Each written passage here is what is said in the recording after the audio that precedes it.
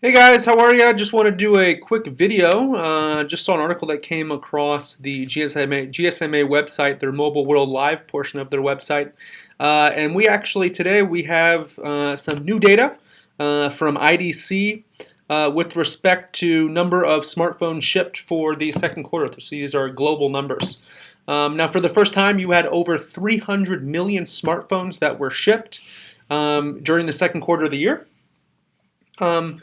That is an increase of 25.3% from the second quarter of 2013, which saw actually 240 million units actually shipped.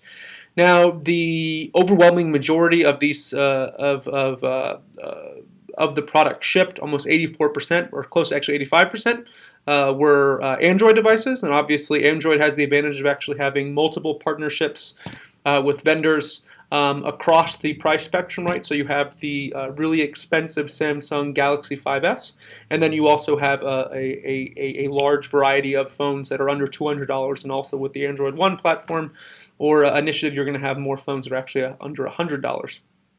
Now, if you combine Apple's percentage with Android's 84 or 85% figure, you have two companies, Google Android and Apple iOS, two operating systems, if you will, actually taking the lion's share of those shipments, close to 96%. So that leaves everyone else fighting for those scraps. It's actually interesting. If it wasn't clear before, it really is a two-horse race between Android and iOS. You just have to look at the simple fact that Windows Phone has been around since 2010, but is yet to actually break that 5% mark, which I think is telling. Moreover, you have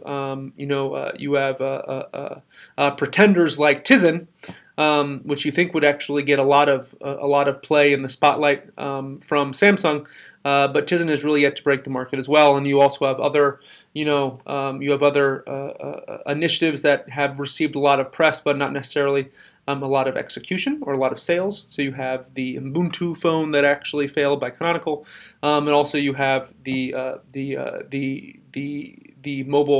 Firefox phone as well. Now, what you don't see here are any numbers for the new Amazon Fire phone. Hopefully, we'll get those for the next quarter.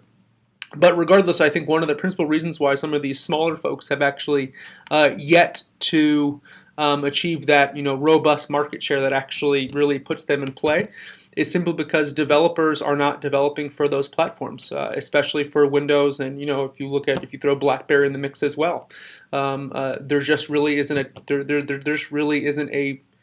a measurable reason or a measurable reason for folks to actually develop for those platforms, because there's not enough eyeballs and not enough folks to actually download those applications in the first place, whereas that's the complete opposite. The opposite is true for iOS and Android, which have just huge numbers of they just have, respectively, they have huge user bases which are craving those applications, that really want to download those applications, consume content, consume media, and more importantly, spend to actually get the application in the first place, or spend once they actually have the application, so that freemium model.